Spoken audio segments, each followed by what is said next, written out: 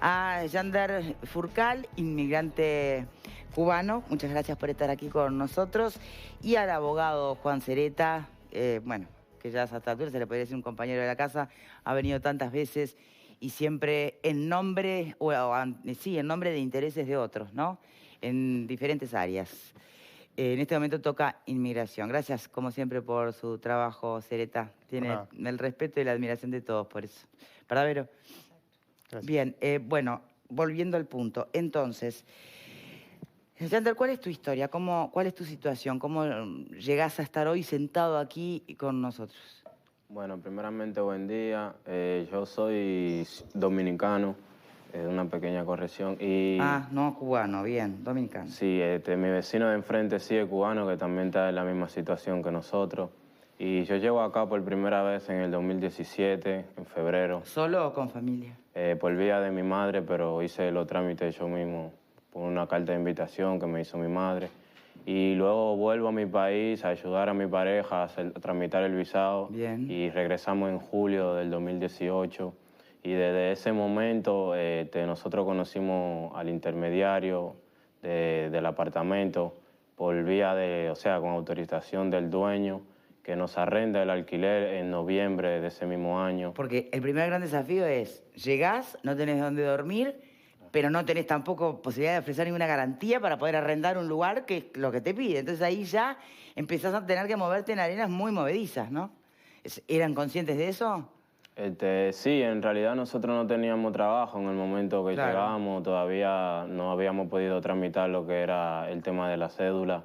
Y conocimos a esta persona que era cubano, aparte, o sea, el propietario tenía un cubano como intermediario para que socializara con los mismos inmigrantes y, o sea, ya tenía conocimiento de lo que estaba haciendo.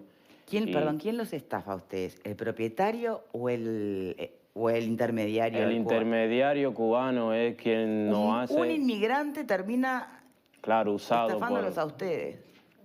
Claro, con autorización. A ver, ¿cómo usado? Claro, o sea, él termina usado porque con autorización del dueño, que es el propietario, es quien le da a él la autoridad para que nosotros podamos arrendarle el inmueble, que en realidad, si vamos al caso, el propietario es que tiene la gran responsabilidad. Claro. Simplemente lo pone de intermediario, como utilizándolo para que tenga una empatía con nosotros y haya... Es como el gancho o el anzuelo, Claro. Y después...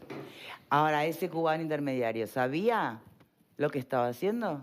Quizá, eso no tenemos conocimiento, quizá él sí tenía conocimiento de lo que estaba haciendo y por eso, dada la situación, después que hace el contrato con nosotros, este señor se va a la fuga, se va del país, no está más acá. Desaparece. Sí. Cereta, como este debe haber muchos casos, ¿no? Sí, lamentablemente sí. ¿Y cómo se tipifica este delito? ¿Cómo se llama? ¿Estafa? ¿Cómo Sí, es? es una estafa porque en realidad lo que hay es una puesta en escena, una mise en scène para generar una expectativa en ellos con un engaño artificioso. Y se pide un adelanto, ¿no? Ese es el tema. Lo que sucede, Alejandro lo decía bien, pero en realidad acá lo que tenemos nosotros es una especie de contrato muy irregular donde una persona que dice ser propietario de ese edificio, que no sabemos tampoco si es el propietario, dice ser propietario, le da en comodato, o sea, en préstamo, todo el edificio a ese intermediario. Y ese intermediario después celebra un contrato, entre comillas, porque también es un documento sumamente precario, con ellos, con cada uno de ellos, pidiéndole un adelanto, como no tienen garantía, un adelanto de 2 años de alquiler. Ellos que vienen con sus ahorros saben de esta práctica y entregan todo el dinero que tienen, que en un caso son $5.000, en otro son $6.000, le entregan a esta persona cuando celebran ese contrato. Es más, la persona intenta dar un viso de seguridad diciéndole no, pero abajo ponemos que firman testigos. Y firman ellos mismos como testigos de ese contrato. En realidad son todos documentos de una irregularidad. Sí, escribano, mediante, es más, el comodato, el préstamo entre el supuesto propietario y el que actúa como intermediario es un documento que no tiene ni fecha, ni indica a qué inmueble se refiere, y el que les arrienda a ellos pone en el documento que actúa a nombre de aquel, pero aquel no firma. Entonces, él manifiesta que actúa a nombre del propietario, pero tampoco sabemos si realmente actúa a nombre del propietario. Evidentemente, el intermediario los estafó. Lo que no sabemos es si el que figura como propietario o dice ser propietario no también es parte de toda esta maniobra, porque ahora ellos van a tener que abandonar esta finca y no sabemos si no van a ingresar otros migrantes en la misma situación, porque esta mecánica se hace, ya lo hemos visto en otros lugares, se repite. Para que la gente entienda, tienen que abandonarlos porque hay un tercero que reclama. Porque el juicio lo hace el supuesto propietario al intermediario, porque el intermediario es al que le prestaron la casa, con un contrato que dice que te la puedo pedir en cualquier momento. Eso es lo que hace sospechoso toda esta maniobra, ¿no? O sea, el propietario hace un contrato donde dice, yo te la presto, pero vos me tenés que volver ni bien yo te pida, con 72 horas de aviso. Entonces, se hace un juicio entre el supuesto propietario y ese al que se la prestaron, donde ellos no también parte del claro, donde ellos no se enteran de nada del juicio porque no son parte en ese juicio. Obvio. Recién se enteran cuando viene un alguacil con un cedulón que dice se tiene que ir la semana que viene. Bien. Más allá de lo jurídico, estamos, insisto, ante una realidad habitacional muy compleja y llena de desafíos. Pero no sé si prefieren, ¿querías ir por lo jurídico? No, simplemente para recalcar, digamos, el carácter de la maniobra, digamos, la maniobra ya pensada para generar este daño. Recuerdo que hace unos meses hubo una situación muy similar en un inmueble de la calle Gestido y Simón Bolívar. Fue exactamente Entonces, igual. quiere decir, por eso traje ese antecedente, incluso fue muy comentado en su momento, el gobierno tuvo que intervenir, creo que le encontraron alguna vivienda de emergencia a los ocupantes que también eran inmigrantes. O sea, es exactamente la situación que estamos, digamos, conociendo hoy de primera mano, ya ocurrió en el pasado. Y lo sabemos porque sale en la televisión. Seguramente en más de un caso de estos ya tenemos algunas denuncias más en estos días. Por ejemplo, ayer nos llamó una señora... Yo digo, pero lo que digo es, para redondear, que si esto es así como parece que es así, evidentemente hay una maniobra de largo alcance que está muy bien pensada y que seguramente debe tener el mismo cerebro atrás, porque es muy difícil encontrar, digamos, tantos, entre comillas, intermediarios y propietarios imaginarios con tantas propiedades para ponerlas en este juego. O sea, acá hay una maniobra muy pensada para perjudicar a gente que llega con todas las ilusiones de abrirse un futuro y se encuentra con esto. La peor cara posible de una sociedad, la peor de todas, incluso peor de la que vimos antes. Sí, importante es decir que estas fincas no están en condiciones de ser habitables. O sea, están fuera del mercado inmobiliario regular. Porque donde vive Jander, ninguno de nosotros estaría dispuesto a vivir con una casa que no tiene ventanas, que no tiene puertas, que no tiene instalación eléctrica, que no tiene servicio agua potable, que no tiene sanitaria. O sea, ninguno de nosotros estaría dispuesto a vivir en esas condiciones. Por eso es una vivienda que está fuera del mercado inmobiliario. Y por eso es utilizada por inescrupulosos con estos fines, de estafar a migrantes que ante la desesperación de tener que vivir en la calle, aceptan esto. Pero... ¿Cuál es la respuesta que han encontrado hasta ahora? ¿Cuál es la vía de reclamo? Porque tú hablas que hay un juicio que no los involucra. ¿Cuáles son los caminos? ¿Qué pueden hacer? Bueno, ellos llegaron el jueves de noche a la clase nuestra, el jueves pasado. El viernes nosotros hicimos la denuncia en Fiscalía por la estafa. Fiscalía está instruyendo esa denuncia, pero eso no nos va a solucionar el problema de vivienda. En el mejor de los casos formalizará, si es que encuentra al responsable de esto o a los responsables de esto. Y a su vez nos presentamos en cada uno de los juicios de desalojos que este supuesto propietario le hacía al intermediario, que son 11 juicios. Nos fuimos presentando en cada uno, fuimos a ver los primeros, vimos en qué instancia estaba y empezamos por los que estaban más graves, los que tenían lanzamiento ya próximo. En esos juicios presentamos primero una petición de nulidad porque ellos no se habían podido defender en esos juicios y a su vez, en el peor de los casos, en subsidio pedimos una prórroga de lanzamiento que ya estaba dispuesto para este lunes. Este lunes iba a ser lanzado Jander y el vecino de frente.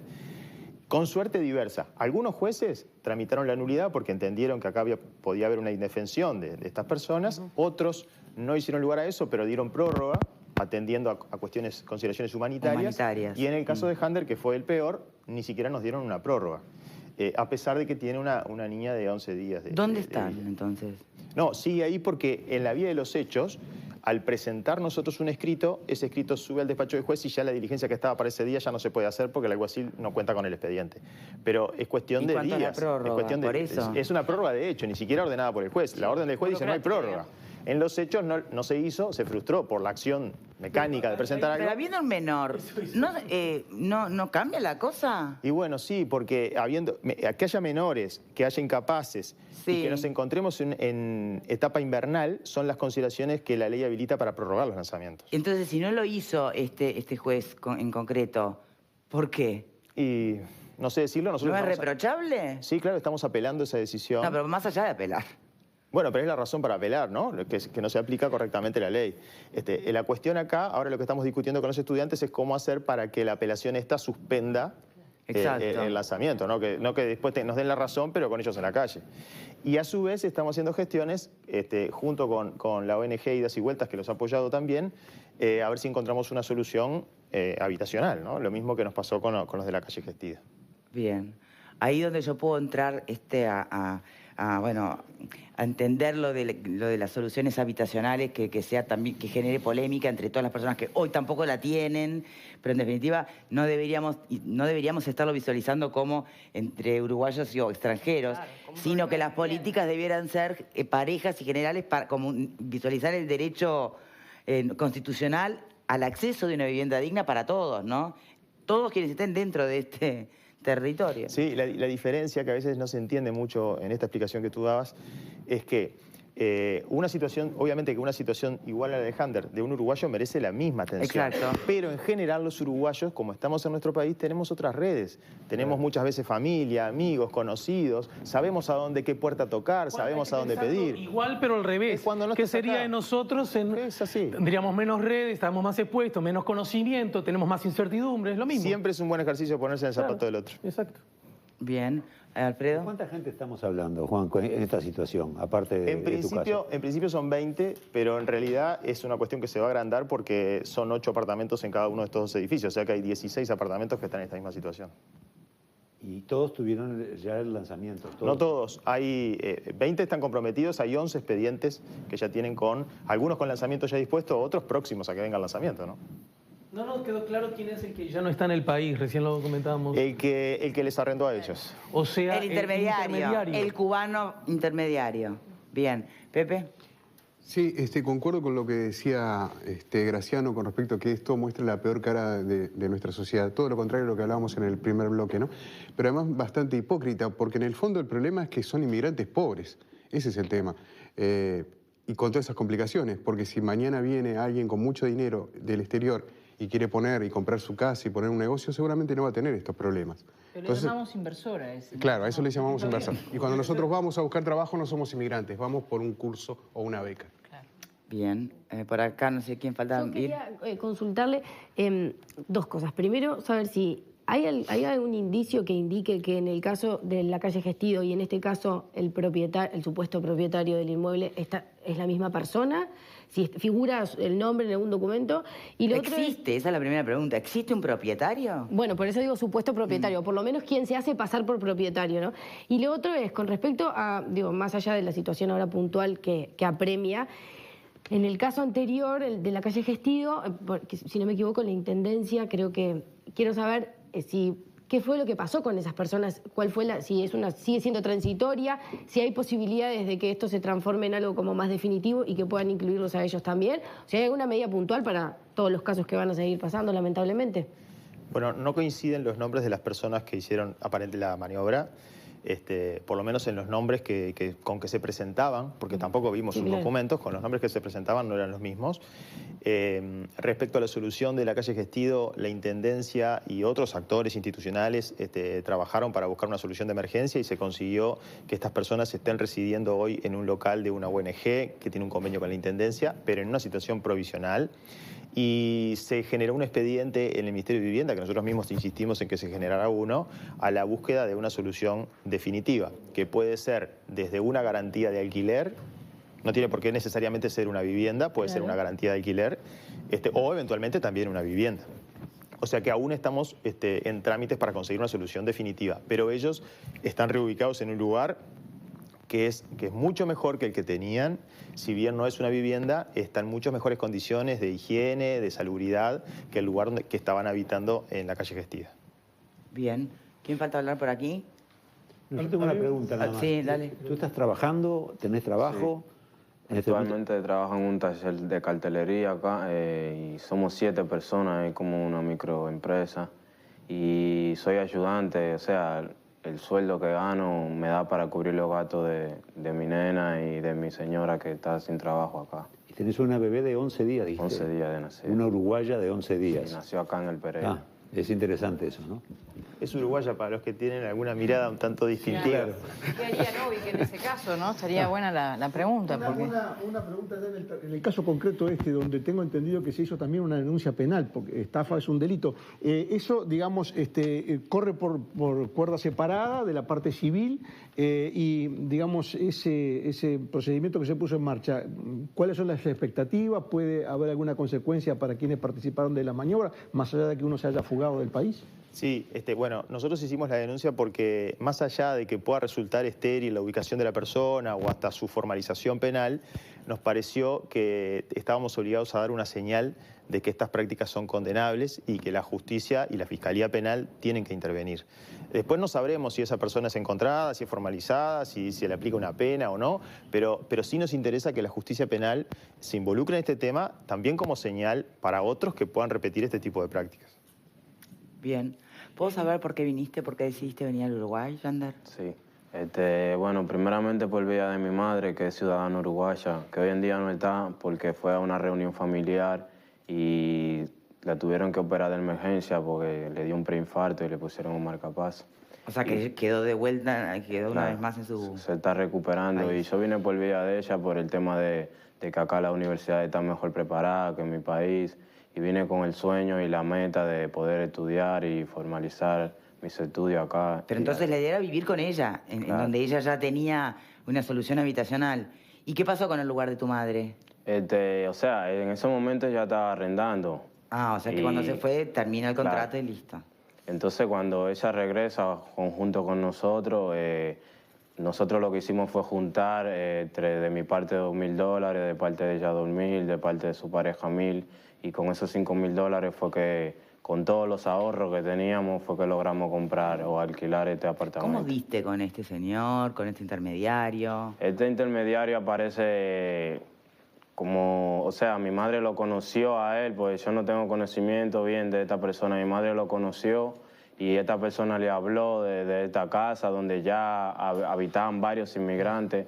Tenemos el caso del otro apartamento que también está habitado por inmigrantes, cubano y dominicano. O sea, esta persona se dedicaba a buscar inmigrantes para poder arrendar ese hogar. Bien, ¿saben qué duda me genera esto? Porque se supone que si tu mamá ya estaba acá hace tiempo y ya... Porque cuando hablamos de los inmigrantes, o Novik evoca las corrientes migratorias anteriores, que había lugar, que había trabajo y demás, bueno, si han tenido un valor esos abuelos inmigrantes, es que han sabido tejer redes, ¿no? Justamente de ayuda mutua, de contención entre las distintas nacionalidades de inmigrantes. Forjó mucho eso, un poco el sustento y la base social de nuestro país en el siglo pasado. ¿Qué pasa hoy con la inmigración? Que no sé si tienen esa capacidad de tejer redes y protegerse entre ellos, porque ¿por qué dan con estos chantas? ¿Se entiende? ¿Por qué no hay un...? Los uruguayos también damos con chantas. Sí, pero a ver, ¿no sería más lógico pensar que exista una comunidad fuerte, no sé, de dominicanos, de cubanos? Yo sé que existen, que son incipientes, que hay muchas ONGs, citaste ahí de vuelta, que también vela por los intereses de inmigrantes, pero ¿cómo no hay un lugar común de llegada desde donde, bueno... Se planteen de primera los parámetros, es por acá, estoy seguro, esto no, acá no, esta tierra es un pantano, no sabemos, acá hay nombres de personas de bien que sabemos que, ¿por qué no se puede generar eso con más fuerza? ¿Se entiende lo que planteo? Y porque pareciera que quedan tan a la intemperie, tan desprotegidos, a merced de chantas, uruguayos o extranjeros. Yo creo de delincuentes, debo que decir, esas redes se van tejiendo con el tiempo, pero requieren un proceso de que la gente que llega, sobre todo estamos ante un flujo bastante reciente de migrantes, lleva su tiempo que se organicen, que primero que se logren asentar en el país, que consigan trabajo y que después empiecen a cruzarse y a tejer esas redes que obviamente van a ser de contención para los que vengan después. Pero me da la sensación de que eso lleva un tiempo. ¿No debería ser parte de las políticas migratorias? No, por supuesto. Y creo que ahí... Las páginas web de los ministerios den contactos concretos. Es buena la pregunta, porque mientras eso no ocurra, es el Estado el que tiene que aparecer para tutelar los derechos de los más vulnerables. Y a veces también tenemos que hasta adaptar nuestras prácticas, porque por ejemplo el INPO tiene en su página una cartilla con información para los migrantes. Perfecto, pero ¿quién sabe? Pero bueno, ¿Sos la cubano, cuestión, ¿sabe lo que es el INPO? Yo qué sé. La cuestión es esa, la cuestión es que a veces, a nosotros nos pasó en la facultad con el consultorio, nosotros en el consultorio tuvimos que adaptar nuestro método de trabajo, nuestro dispositivo de atención, porque no es lo mismo atender a un uruguayo que atender a un migrante. A nosotros, por ejemplo, atendemos de 20 a 22. A un uruguayo lo citamos a las 20. Él va a la sala de espera, lleva el mate, y si lo venimos a buscar a las 21 para atenderlo, no pasa absolutamente nada. Cuando empezamos a atender migrantes los martes, nos pasaba que se nos iban, porque ingresaban a la universidad, todo un edificio que no conocen, que ya impresiona solo por su aspecto. Sí, sí. No saben, cuando uno le dice espere, no saben si están esperando en el lugar correcto, si esa es la oficina, si no es, si lo van a venir a buscar. O sea, hay un montón de inseguridades que van de la mano con estar en un lugar que no es el de uno, que nos hizo que tuviéramos que adaptar nuestro mecanismo. Y ahora, por ejemplo, ellos cuando llegan a la facultad, hay un voluntario de días y vueltas que los atiende, que los recibe, que los mantiene ahí tranquilos, de que van a ser atendidos, que los acompaña al salón donde nosotros los atendemos, pero tenemos que adaptar nuestros dispositivos a las necesidades de la gente. Y en esto creo que el Estado tiene que tomar nota de estas cuestiones que están pasando. Las referencias tienen que estar en el portal del gobierno, digamos, ¿no? Yo creo que hay que ver cada realidad. Por ejemplo, los migrantes cubanos, el relato del vecino de él, salen por Surinam, porque es el único, por Guyana, perdón, porque es el único país que no les pide visa a Cuba, Rusia y Guyana, salen por Guyana y después atraviesan toda el Amazonas, llegan en camiones por Brasil hasta Río Grande, pagando dinero para llegar, los cubanos, y luego cruzan por el Chuy. Entonces, ¿dónde tendríamos que tener, en la página web? No, para ellos tendríamos que tener en el Chuy alguien que cuando ingresa... En frontera, en cualquier punto de frontera. Sentido común. Siempre, y volvemos siempre a lo mismo, ¿no? Las fronteras como tema. Sí, volvemos siempre al mismo sentido común, que es lo que dijo Pepe, ¿no? Ese es el punto. Además, quería preguntarle al amigo dominicano si escuchaste declaraciones que comentábamos nosotros antes de que tú entraras con respecto a un candidato a la presidencia que hacía referencia al trabajo de los migrantes y al trabajo de los uruguayos. Y si te ha pasado en este tiempo, estando aquí en Uruguay, que te han dicho eso. ¿Ustedes nos vienen a quitar el trabajo? ¿Has tenido algún tipo de experiencia de ese tipo? No, o sea, directamente que se me diga a mí ese tipo de comentarios no lo he escuchado. Y lo que sí, al contrario, he escuchado de personas que me dicen, uruguayos mismos, si a nosotros no nos gusta trabajar y ustedes que vienen con el deseo, o sea, muchos, no voy a generalizar a todos. Tenemos esa fama, ¿no? Claro. ¿Viste? Y si nosotros que no nos gusta trabajar y tenemos la oportunidad de estar en nuestro país y ustedes pueden hacer cualquier tipo de trabajo, porque es como me dice el mismo jefe donde yo trabajo. Acá tú contratas a un uruguayo y le dices, ven a limpiar el taller o a lavar fierro, y no va a ceder a esa cosa por el pago que me dan. Entonces, yo con todo el amor y porque lo necesito, obviamente accedo prácticamente a ese tipo de trabajo. No es porque no te guste tener un fin de semana libre, claro, es porque lo necesitas. No, porque lo necesito, claro. Y por eso es que se ve el interés que nosotros le ponemos a conseguir trabajo. Yo duré acá 1 mes y medio, día por día, regando currículo hasta que pude conseguir este trabajo que tengo ahora. Jander, dijiste que venías con la intención de estudiar, ¿no? Claro. ¿Y en qué está todo eso? Y estoy tratando de juntar plata para ir a recoger los documentos que tengo allá de la universidad, que ya había iniciado allá en Ingeniería en Sistemas, para poder continuar acá. ¿En la Facultad de Ingeniería sería aquí? ¿Tenés que revalidar alguna materia o estás empezando de cero?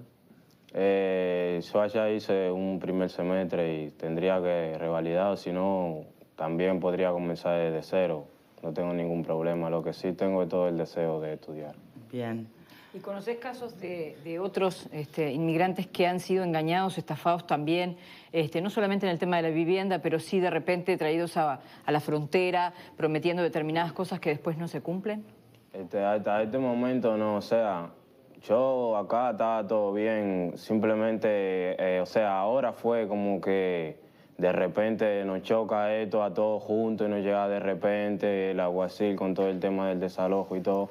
Pero hasta eso, en el tema de trabajo, se entiende que cada quien tiene que hacer su esfuerzo por conseguir su trabajo y eso es una decisión individual de cada persona y el interés que tú le pongas. Y en cuanto a eso, independientemente de eso, no he tenido inconveniente con nada ni he escuchado comentarios de nada, solo por televisión, el tema de depósitos y eso, pero directamente que yo conozco una persona y que me haya pasado anterior, nunca me pasó.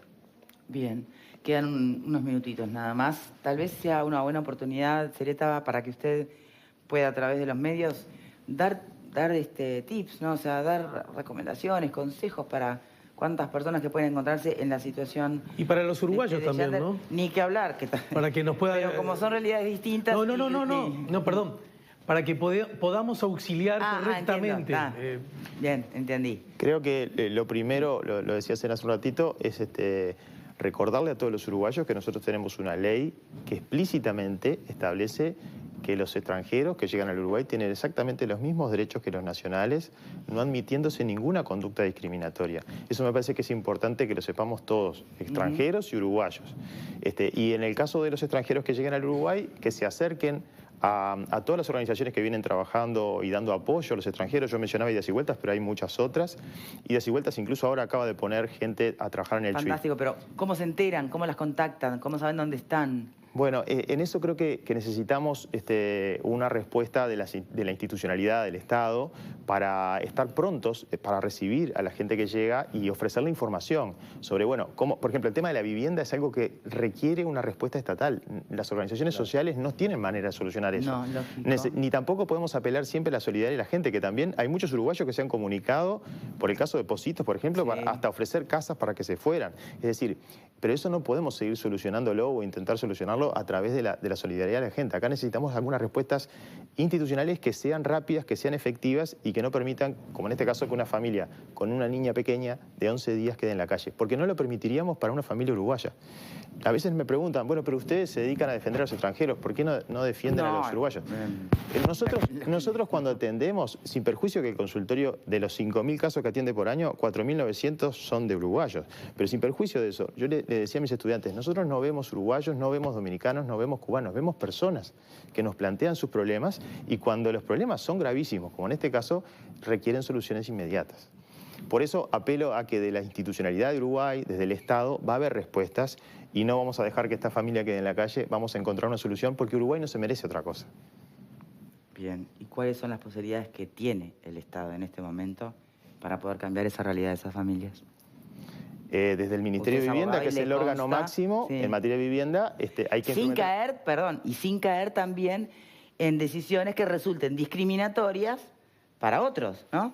No, pero acá lo que se trata es de adecuar la situación de ellos a las respuestas que Uruguay tiene. El Ministerio de Vivienda, por ejemplo, tiene un sistema de garantía de alquiler para ingresos no formales. Lo que tenemos es que adecuar eso a la situación de ellos. Bien, a ellos no les puedo pedir una garantía porque no van a tener. No se están pidiendo excepciones, se están intentando justamente encontrar qué hay que se pueda ofrecer desde la institucionalidad y encauzarlo por allí. Pero adecuarlo a la realidad de ellos. Bien. Sereta, muchísimas gracias por habernos acompañado. Yander, muchas gracias. No sé si querés decir algo más. Sí, quería agregar, que, como dice él, que por favor estamos abiertos a cualquier tipo de ayuda de cualquier organismo y que tomen en consideración mi nena y su madre que está lactando y que cualquier tipo de mortificación o de baja autoestima le afecta directamente a la nena y que vean eso y que además de eso también vea que es una niña uruguaya como ya ustedes saben y bueno, esperemos en manos de Dios y en manos de los uruguayos, que sé que son de buen corazón en su mayoría, que este tema se pueda resolver. Gracias a los dos por estar aquí. Zaira. Pausa y ya volvemos. Muchas gracias.